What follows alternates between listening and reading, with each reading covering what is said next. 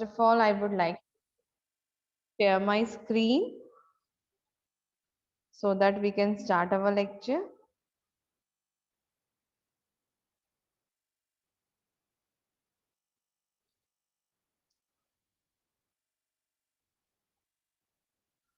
Yeah, now we will start our lecture.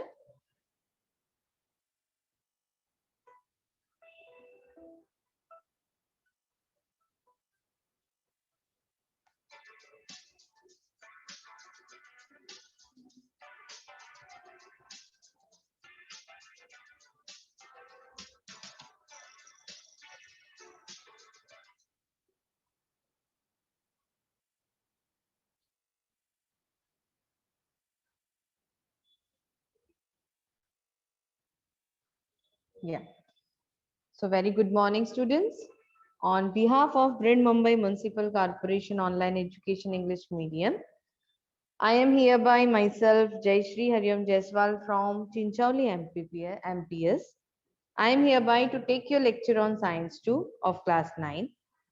As this is our third session and we have started our chapter number 16, that is Heredity and Variation. So today is our third session. So first of all, we will take a quick recall on the things which we have seen previously. Okay.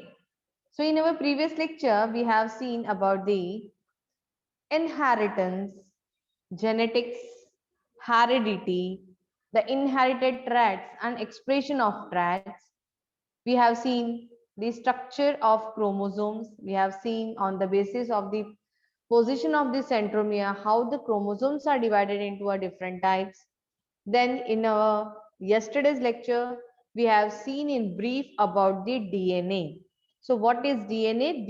Deoxyribonucleic acid. This is a full form of a deoxyribonucleic acid. But what is the pet name of DNA? In a yesterday lecture, I have told you that what is the pet name of a DNA? It's a master molecule. Yeah. So who were the persons who have discovered the DNA? He was the person Frederick Meiker. Yes, who discovered this DNA molecule while studying white blood cells in the year 1869.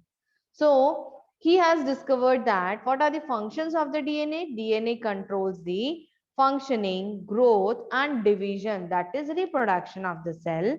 It also bears hereditary characters and is responsible for genetic transmission. So this is the reason why the name is given as a master molecule. So I am telling you that the pet name of a DNA is a master molecule. Then we have seen the molecular structure of the DNA. Yes, how it is made up. And this structure of DNA was proposed by the Watson and Crick in the year 1953. And according to them, DNA structure proposed by them, the DNA molecule is double helix. And each strand of this helix is made up of what? The nucleotides. And this nucleotides is made up of phosphoric acid, a deoxyribose sugar, and a nitrogenous bases. Okay. And these nitrogen bases are of two types, purines and pyrimidines. Purines means what? There are two types, adenine and guanine. Pyrimidines here two types, cytosine and thymine. And these all alkyls have hydrogen bonds with opposite sides. There are two hydrogen bonds, and these two hydrogen bonds is in between adenine and thymine, means double hydrogen bonds, and the triple hydrogen bond is present in between cytosine and what? Guanine. So in this way, the structure of DNA was explained by me. Then we have seen the topic genes. Yeah. So what is the genes? Genes are defined as the functional units of the heredity. And here the nucleotide sequence present in DNA molecule is a gene. So what is the function of this genes? Is to control the structure and the function of the body and help to transmit the heredity characters from parental generation to the offspring. Then we have seen about the Human Genome Project. So what was the Human Genome Project? The Human Genome Project is a great work in the field of human genetics, which has been done by few nations only. And according to the findings of HGP, there are 20,000 to 30,000 genes in a human body, and the detailed findings of this reports are available on the website. So my dear students, you can visit to one website and you can search about all this project. Then we have seen the topic, that is DNA fingerprinting. And what is the DNA fingerprinting? The sequence of the genes in a DNA of a person is called as what? Genome. And by this DNA fingerprinting technique, a person's genome is identified, and it is also used to identify the lineage and to identify the criminals, because it is unique to every person. Now moving further, as yesterday we have seen the structure of DNA, today we will be seeing about the structure of RNA. Now the question will arise in your mind, what is this RNA? So what is the full form of this RNA? The full form of this RNA is ribonucleic acid. What is the full form of the RNA? RNA is what? Ribonucleic acid, and RNA is another important nucleic acid of the cell. As DNA is also very important, it is having the first position, but in the case of RNA, RNA is also the second important nucleic acid of the cell. Yeah. So RNA is another important nucleic acid, and which is present or which is formed of ribonucleotide molecules. Now, this nucleic acid is made up of what? This nucleic acid is made up of ribose sugar. It is made up of ribose sugar, phosphate molecules. What?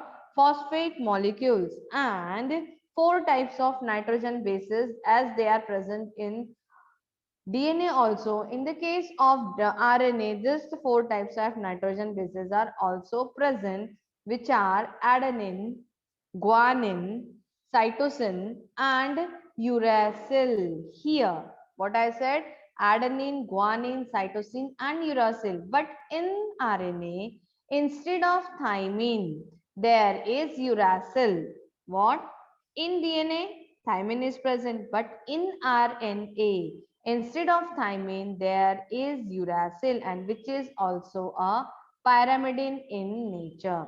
So this is only the difference in between DNA and RNA, that in DNA side thymine is present, but in RNA instead of thymine there is a presence of uracil, and there is a single strand of nucleotide in RNA molecule. See here, in DNA it is what? Double helical, double stranded, but RNA is what? Single stranded, what? Single strand of nucleotide in RNA molecule. Understand here, the nucleotide, that is smallest unit of the chain of the RNA molecule, is formed by what? Combination of ribose sugar, phosphate molecule, and one of the nitrogenous bases. And the large number of nucleotides are bonded together to form the macromolecule of RNA. Understand up till here? See here, you can see cytosine, guanine, adenine, and uracil, which is present in what? In RNA. But in DNA, what is present? Cytosine, guanine, adenine, and thymine. See here, it is uracil. Here it is thymine. This is a difference. And one more difference, that it is double stranded. Yes, but RNA, it is only single stranded. Okay, up till here you understood what is the difference between the structure of DNA and RNA. DNA is deoxyribose nucleic acid, but RNA is ribonucleic acid. DNA is the most important nucleic acid of the cell, but RNA is also the second important nucleic acid of the cell. And here the what nitrogenous bases, that is cytosine, thymine. Yeah, thymine is absent in RNA. Instead of thymine, uracil is present. Okay. Now, moving further, what is RNA? Now, this is a brief explanation. You can read and you can take a screenshot also, that RNA is the second important nucleic acid of the cell. This nucleic acid is made up of ribose sugar, phosphate molecules, and 4 types of nitrogenous bases: adenine, guanine, cytosine, and number 4 is uracil. The nucleotide, that is smallest unit of the chain of RNA molecule, is formed by the combination of ribose sugar, phosphate molecule, and one of the nitrogenous bases. And so, this large number of nucleotides are bonded together to form the macromolecule of RNA. This is all about the RNA. Now, moving further to the different types of RNA. So, according to functions, on the basis of their functions, there are 3 types of RNA. How many? 3 types of RNA. So, first one is ribosomal RNA, second is messenger RNA, and third one is transfer RNA. So, in short, how we can write this ribosomal RNA? So, all the first letters are small here. See, rRNA, mRNA, tRNA. rRNA means ribosomal RNA, mRNA means messenger RNA, and tRNA means transfer RNA. Now, what are the functions of this RNA? So, first we can see about the ribosomal RNA. So, here, the ribosomal RNA, it is a component of the ribosome organelle. It is a component of ribosome organelle. So the molecule of RNA, which is a component of a ribosomal organelle, is called a what? Ribosomal RNA, means rRNA. So what is the function of this rRNA? Ribosomes perform the function of protein synthesis. In some time I will explain you how this protein synthesis is done. Okay, so what is the function of ribosomal RNA? To perform the function of protein synthesis. Second one is messenger RNA. The name only indicates what will be the function.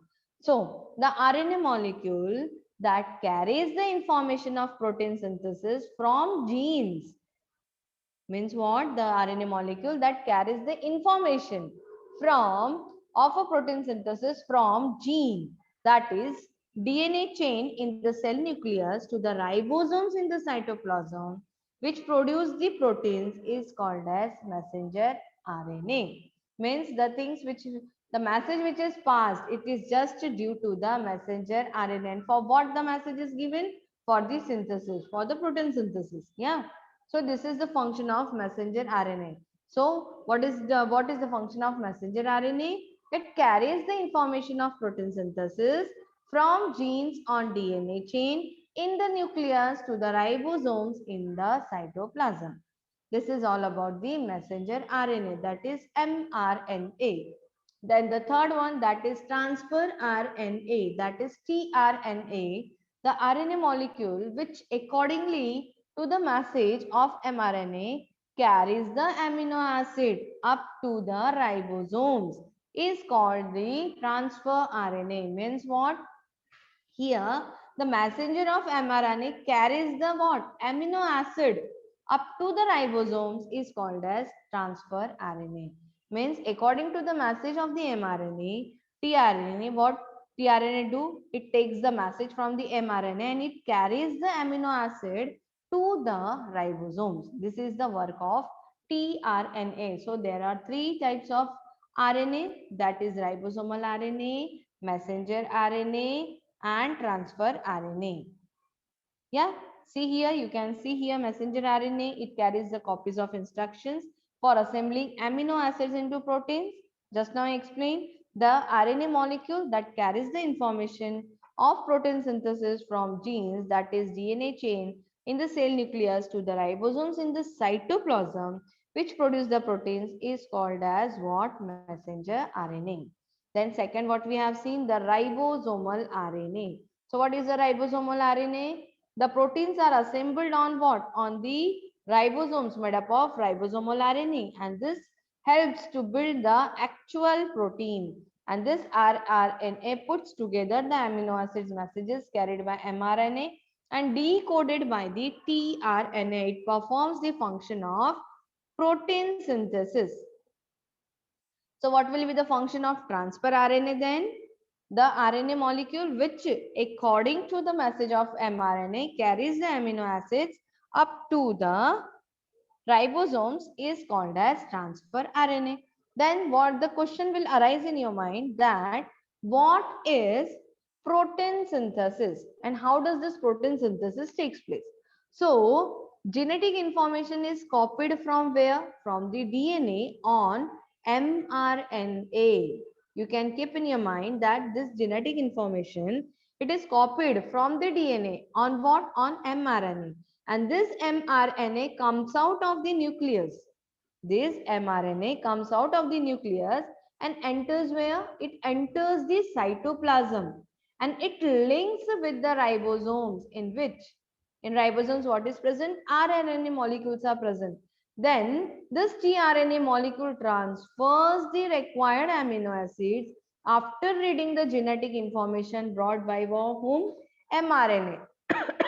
Means whom? Messenger RNA. And these amino acids are then linked to form a protein. And in this way, the protein synthesis takes place. Means here the role of this three RNA is very important for the process of protein synthesis. Yeah. Now, moving further to the next topic, that is what? Mendel's principles of heredity. Now, this name, Mendel's. Now, who was this Mendel? An introduction to this scientist. Now, we can see. Yeah. So, Gregor John Mendel. Yeah. His birth date is 20th July 1822 and he died on 6th Jan 1884. Okay. Now, the Gregor John Mendel was an Austrian scientist or a monk. Okay. He studied the inheritance of some characteristics of the pea plant. He only studied all about the pea plant and he showed that inheritance of these characteristics follows certain principles. Okay, follows certain principles and later this principle becomes popular by his name. So Mendel's work was recognized only in 20th century. After a reconfirmation of these principles, the same principle now form the basis of modern genetics. So in his time only he has discovered all these things. But in 20th century it was recognized. And after this reconfirmation of these principles, the same principles now form the basis of what? Modern genetics. Okay. So he was the father of what? Heredity. Mendel's principle. So the name was given the Mendel's principle. So what he has done now? So Gregor Mendel, Austrian monk, carried out important studies of heredity. Characteristics that are inherited are called the traits. Traits means what?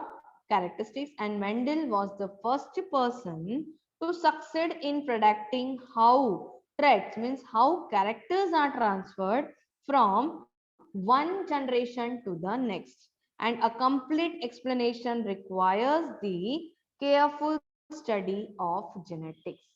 Yeah, it is what is required?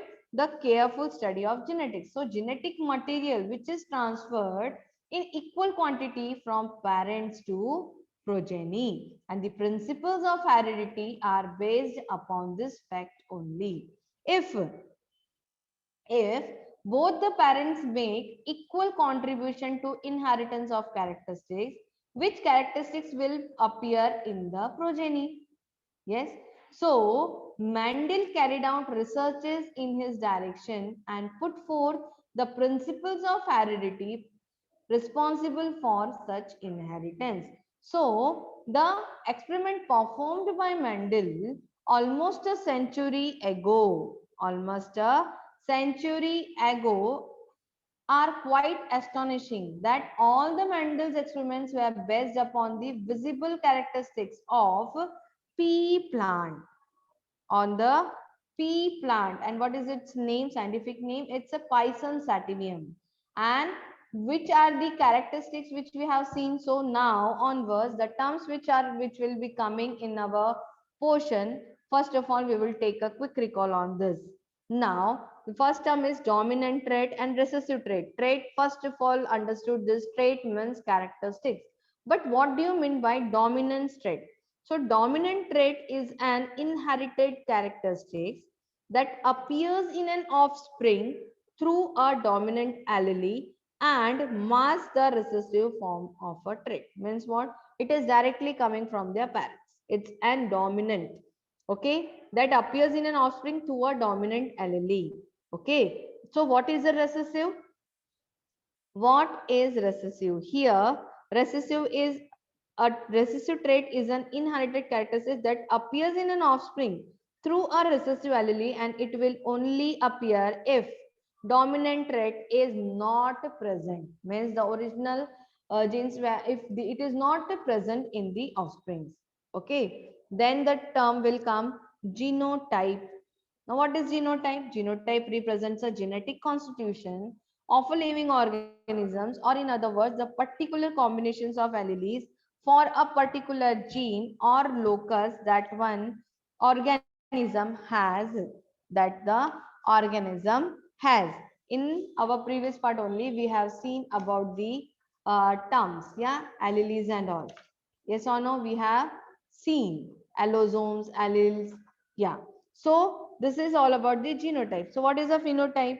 Phenotype is a visible and observable characteristics of an organism. Means this phenotype means here the characteristics will be visible to us, and we keep difference. Only one difference between phenotype and genotype is that genotype is inherited from the parents, but the phenotypes it is not. Okay. Then the terms comes homozygous and heterozygous. Here homozygous means what? Homozygous individuals with alleles of the same type are called as what? Homozygous individuals. And heterozygous is an organism with two different types of alleles. These are the common terms which will be coming in this chapter. So now after this, now you can understand what is this. Now what are the dominant and the recessive characters? What are the dominant and the recessive characters? Okay, first of all, we can see this in the case of pea plant. Yeah, we can consider this. So, first is see here, dominant form, recessive form. Yeah, you can see here. See, purple flowers, white flowers, yellow seeds, green seeds, round seeds, wrinkled seeds, green pods, yellow pods. When these two things were what? When they were crossed between each other, what we can get? This type of plants we can get. Okay. So now what are the characters dominant and recessive? First of all, if we are considering the color of our eye, dominant means what? Brown and black. Mostly, normally, just human beings are having brown or black. But recessive is what? We can't see rare. Mostly, it is seen rarely. So it is blue. Okay, so this is considered as a recessive. What about the eye size? Mostly, the size of the eyes are large. In exceptional case, only we are seeing small. Hair, curly hair, straight hair, chick, dimple chick, normal. Hands, right-handed, mostly. Yeah, rarely left-handed. Rolling of tongue, it's a roller or a non-roller. Yeah, PTC tester, non-tester. Skin pigmentation, it may be normal, albino. Yeah, free earlobe we can see in dominant. Attached earlobe we can see in recessive. Yes, black and curly hairs, brown and straight hairs. So this is all the dominant and the recessive. Okay. Now, when the characteristics are sent to the next generation, they follow certain rules. And so the Mendel laws are based on these findings. Mendel laws are said to be the foundation of the modern genetics. So Mendel laws are said to be the foundations of the modern genetics. So moving further, we shall study the following crosses to clearly understand the conclusions of the Mendel's experiment. So first cross is about the monohybrid cross. What? Monohybrid cross. So the cross between two pea plants with only one pair of contrasting characters is called as monohybrid cross. So what is a monohybrid cross? The cross with only one pair of contrasting characters is called as monohybrid cross. So in this experiment, let us consider the characteristics plant height with the pair of contrasting characteristic tall plant and a dwarf plant. Okay. Now here the parent generation P1 consisted of tall and dwarf plant. So these plants were crossed with each other. Okay. So the plants were crossed with each other. Here parental generation is what? P1. So tall T plants and dwarf P plants were used in this cross. Hence this is parent generation P1. Mendel referred to the tall and the dwarf plants as dominant and recessive respectively. Okay. So the tall plant was referred as a what? Dominant, because all the plants in the next generation were tall, and the dwarf plant was referred as a dominant because all the plants in the next generations were what? Recessive cause, because this character does not appear in the next generation to all. So after crossing these plants in the F1 generation is obtained, F is for filial. So all the F1 offspring were what? Were tall, and none of them were dwarf. Means all the offsprings which were get on crossing were tall and none of them were dwarf. So on this basis, Mendel called tallness as a dominant character, while dwarf is said to be a recessive character as it was not showing its presence. Dwarfness it is not showing. So Mendel concluded that the factors which are responsible for inheritance of characteristics are present in pairs. What? Mendel concluded that the factors which are responsible for inheritance of characteristics are present in pairs. Now these factors are called as genes. So dominant characters are written in capital alphabets while recessive ones are denoted by the small letters. Dominant characters are represented by the capital and recessive characters they are denoted by the small letters. So the experiment and its results are shown in the Punnett square. Example, TT pair genes of a one parent and small t pair of genes of the another parent.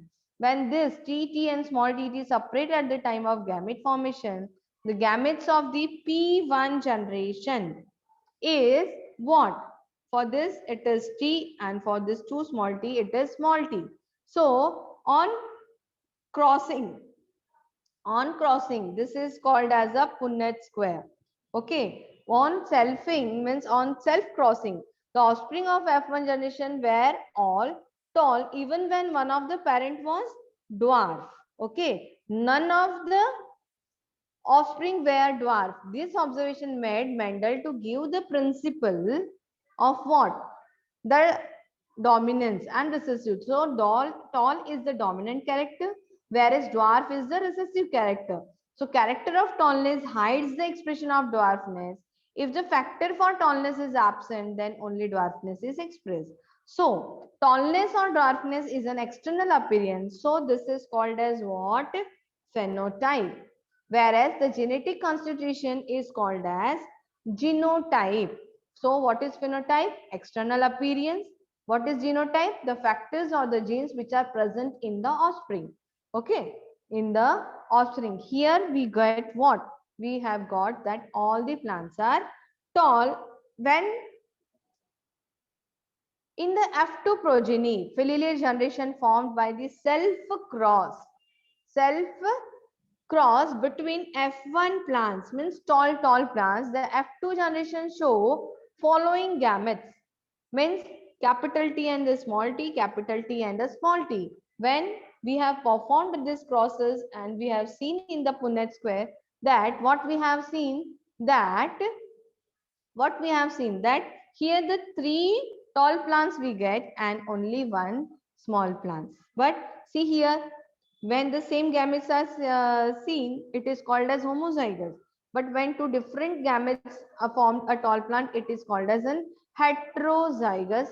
Yes. So these three are what? Dominant, and this one is only recessive. So what formation, what ratio we have got here? What ratio we have got? Means 1 is to 2 is to 1. Here 1 is homozygous dominant, this one. Second, 2 heterozygous, means this one and this one. 2 heterozygous and 1 homozygous recessive. 1 homozygous recessive. Here, so in what will be the phenotypic ratio? 3 is to 1. So Mendel's figure, total plants 929, and here total plants or tall plants are 705 and dwarf plants are 224. So according to data collected by Mendel, out of 929 pea plants, 705 are were tall and 224 were short. So thus phenotypic ratio of this plant is 3 tall is to 1 dwarf, and what will be the genotypic ratio here? 1 capital TT, 2 small capital T small t, and 1 small tt. Thus it is can be inferred. What we can infer here? That in F2 generation, phenotypically there are 2 types of plants, whereas genotypically there are 3 types of plants. So there is a ratio 1 homozygous dominant, 2 heterozygous, and 1 homozygous recessive. So this is all about the what? Monohybrid cross. So my dear students, I know, but when you will practice all this Punnett square, then it will be easier for you to perform the what? Punnett square crossing. So it will be usual. So what you have to do, you have to read the lessons thoroughly, you have to practice it, you have to know each and every meaning of the terms. So then only you can consider what is dominant, what is recessive, what is homozygous, what is heterozygous. Then you can understand ki, what is this dominant character. Dominant traits means dominant characters, and it is getting from where? From the parents, and it comes directly into the offsprings. Understand? This is all about the dominant and what? Recessive. So my dear students, in our further lecture we can see about the what? Mendel's experiment on dihybrid cross. So we will take a quick recall on the topic which we have seen today. We have seen the structure of DNA and RNA. We have seen that DNA is double stranded, RNA is single stranded. In RNA, uracil is present. In DNA, thymine is present. This is a most called proper difference is there. In RNA, RNA is what? It is a second important nucleic acid. Yeah, we have seen that 4 types of nitrogen bases which are present in RNA are adenine, guanine, cytosine, as they are present in DNA also. But in RNA, thymine is not present, but here uracil is present. Okay, the same position, same part. Then we have seen the 3 different types of RNA, that is ribosomal RNA, messenger RNA, and transfer RNA. Messenger RNA means mRNA who carries the messages.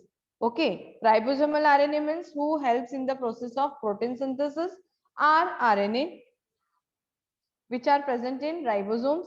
Then what about the transfer RNA? It transfers the message, or it transfers the amino acid to up to the ribosomes, and this is all due to the transfer RNA. So this RNA, these 3 different types of RNA helps in the process of protein synthesis, helps in the process of protein synthesis. Then we have seen about the Mendel's principles of heredity. We have seen about the Gregor John Mendel, who was Austrian monk. He studied what? Inheritance of traits in a pea plants, and he developed the laws of inheritance.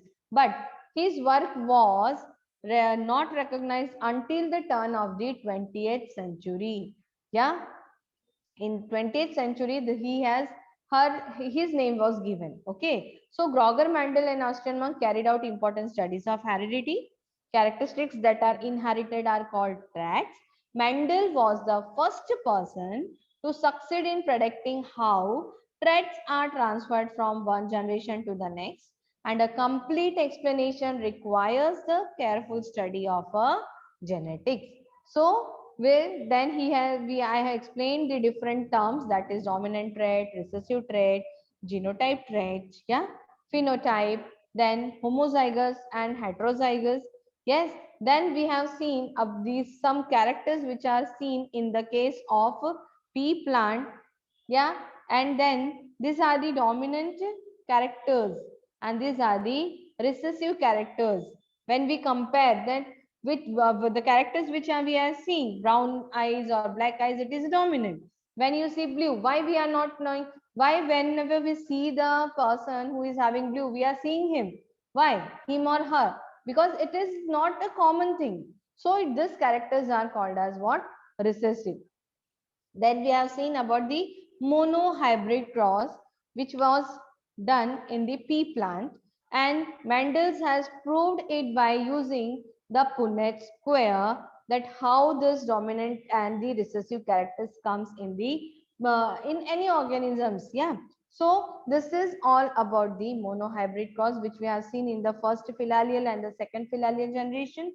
So my dear students, I want that you should read the part which were taught by me, so that you can understand the further part which I will explain in the next session. So my dear students, I am very thanks to you to hear my lecture very silently, and I think that you are understanding my lecture.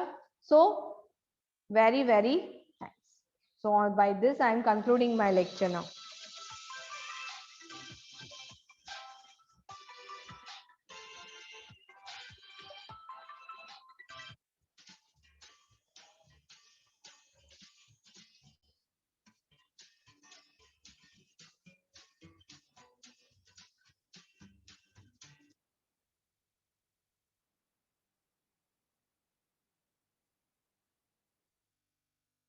Yes, Almas ma'am, I have completed my lecture now.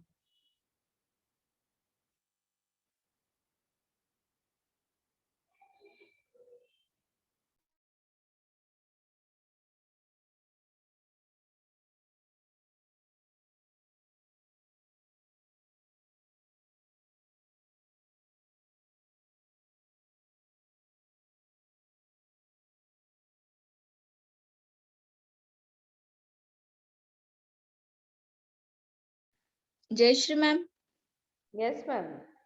yes, have you finished with the Yeah, lecture? yeah, ma'am. Yeah. Okay, okay. Thank you so much, ma'am. Thank you. Okay, okay, welcome.